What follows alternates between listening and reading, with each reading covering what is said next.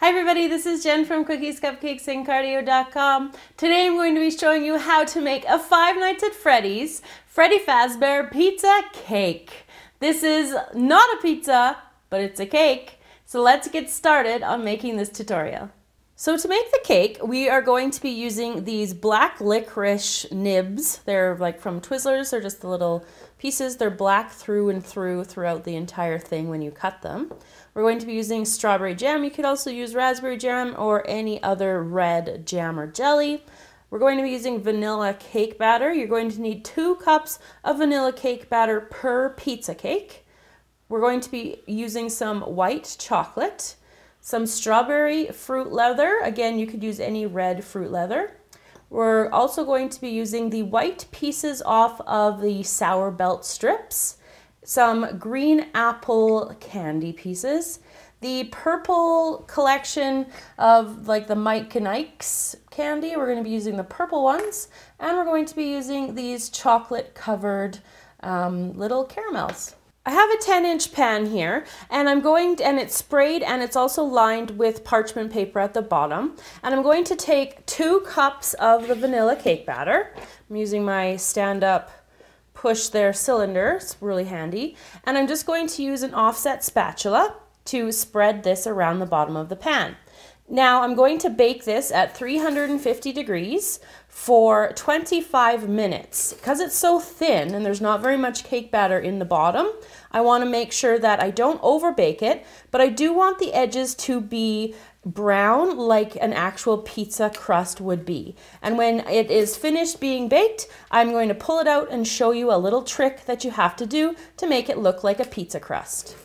With the cake fresh out of the oven, it's still really hot. I just pulled it out. I'm going to put another parchment round piece on top of the cake, and it is a 10-inch round one. It matches the size of the cake, and it will curl up because, like I said, it's still hot.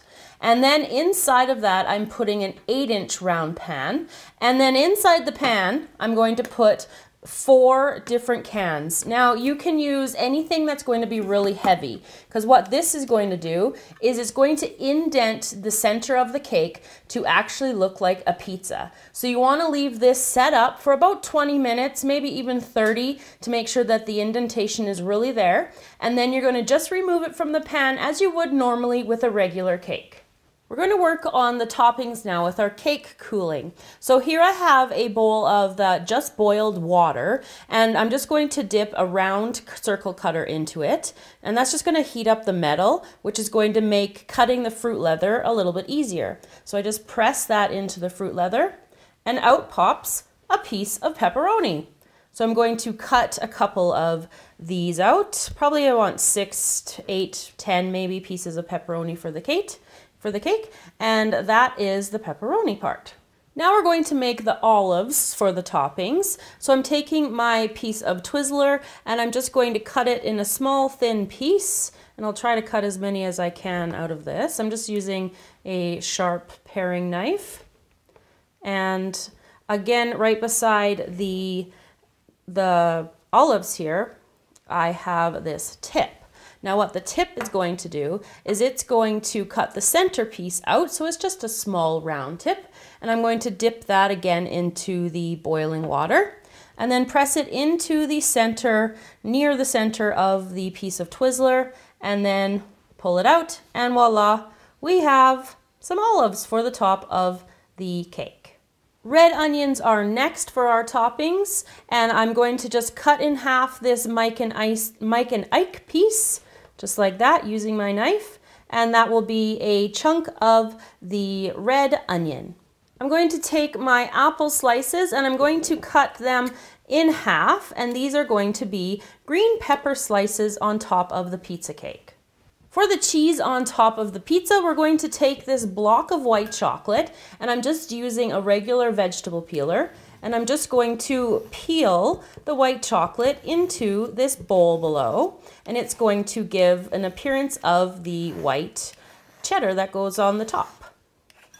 The cake is nice and cooled, and you can see the indentation around here, which is exactly what we wanted. So I'm going to take my strawberry jam, which is essentially going to be our pizza sauce, and I'm going to just cover this inner little lowered circle here with the pizza sauce. Sprinkle the cheese on next, all over the top. Now place the pepperoni circles on around the cake. You want to spread them out so that they're not all jumbled in one area. The green pepper, so make sure you press them in far enough that the white part is kind of hidden, just to give it a little bit more of just the green showing through. And spread the olives around, and the red onion.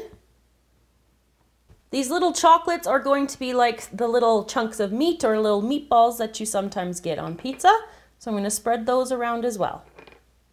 To give the top of the pizza a little bit more definition, I'm going to add some of these pieces of the sour belt, and I'm just going to cut them up. It's just going to kind of be like larger chunks of the cheese. An important part to finishing off this cake is the pizza box and the logo. Now, I managed to get a couple of the pizza boxes from a local pizza company. I just went down and begged for a couple.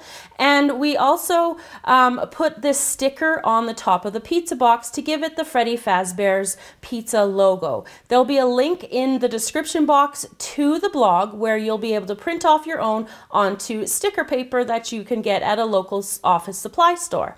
So I hope that you enjoyed this tutorial today, everybody, and I hope that you have a piece of pizza cake in your future soon. Thanks for watching. Remember to subscribe to the channel so you can stay up to date on all of our newest videos. Thanks for watching, and see you next time.